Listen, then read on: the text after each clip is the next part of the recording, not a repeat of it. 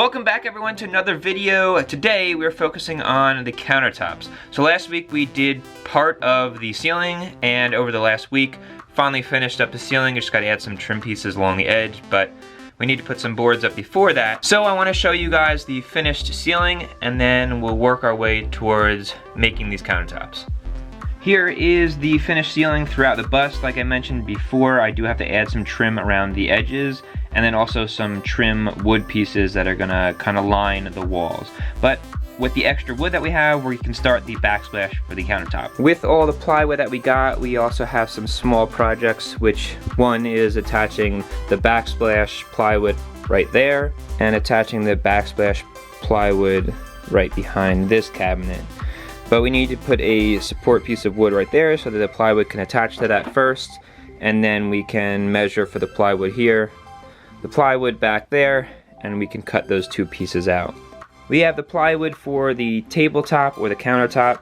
We're going to cut out a piece for here, as well as cutting a piece out for this spot.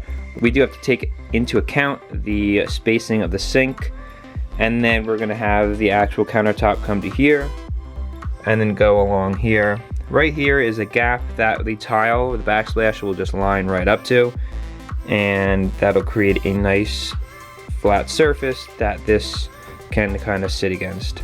So a small piece will cut out there, and then again we can cut the entire plywood piece with an overhang on the side as well as an overhang on the front once we get the backsplash plywood up.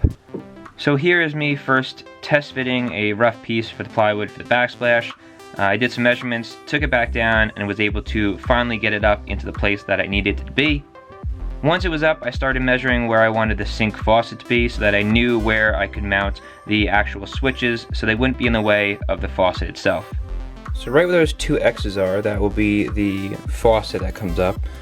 So I measured over a good distance, and I got a plate that will go here. This will get mounted to this wall and the tile, and then all I did is mark out where I need to cut.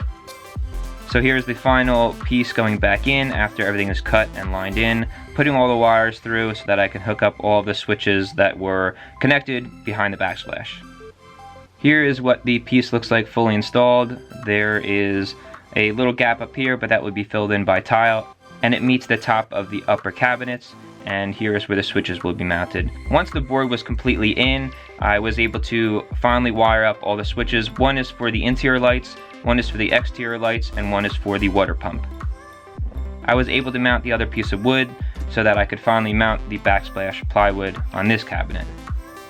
Now we need to measure for the countertop, but I don't know if we're going to inset the sink anymore, just because it's a lot of work of getting it exactly lined up and then putting some thick pieces underneath the countertop to make it look like it's 1.5 inches. So what we need to do is measure 1 inch out from here, 1 inch out from here, and then line it up with here, and then we'll, like I said before, we'll make that extra piece for the back. So let's go cut that piece and lay it in to see what it looks like. So we cut the piece, and we're just gonna slide it in so it meets with the back. Meets right here, and then the overhang for underneath is 1 inch overhang, and then 1 inch overhang. So now we need to cut out where the sink's gonna go exactly, and then make this piece for back there. Dan, when am I the priority? So we measured where we want the sink to go so that we have enough room to mount the actual faucet back there, and it's not in the way of the switches. So I have the piece for back here, and it's gonna get connected underneath. And then we cut this piece. All I have to do is move that piece of wood up and then over so this can slide back and meet up with that one. And now we need to just make the pieces that come down on the sides here 3/4 inch. So we'll cut them on the table saw and then attach them on the fronts and the sides of all of the countertop.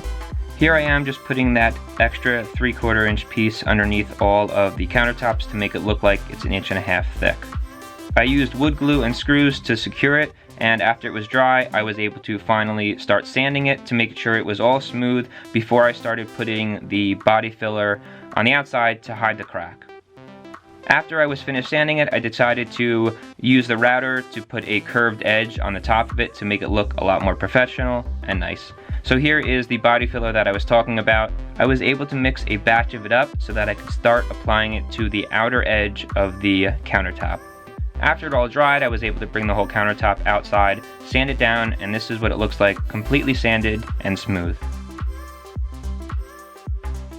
So we're down here in my basement gym, but we cleaned down all of the countertops here, and we're getting ready to prime them with a white primer.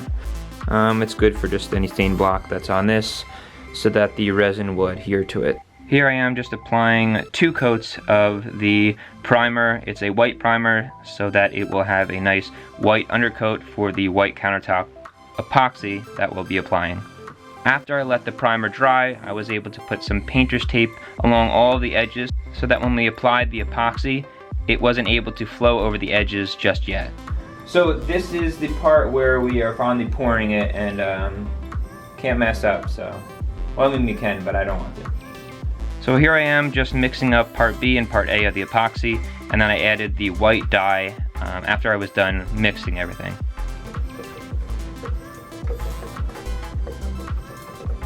To add some color to the countertop itself, I just used black and brown spray paint, put them in one little small quart container of the epoxy, and then mixed it up a little bit. So I started pouring at just weird angles that I thought would look aesthetically pleasing once everything was laid down and the epoxy kind of self-leveled itself out. After I applied the color randomly to the tops of the cabinet, I then went back with the rest of the white epoxy and filled in all the extra spaces that needed to be filled in.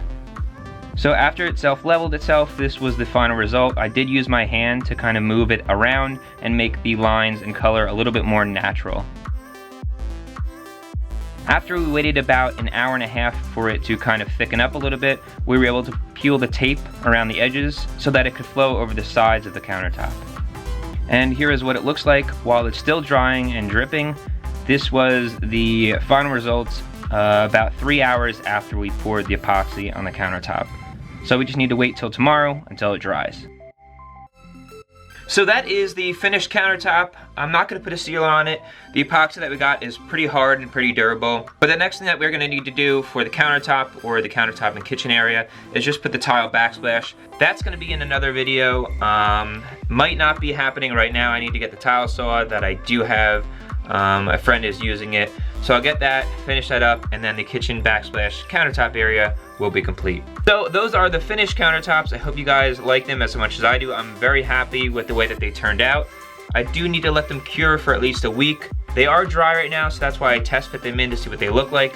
Yeah, happy with the result. I appreciate you guys watching, and I'll see you in the next video.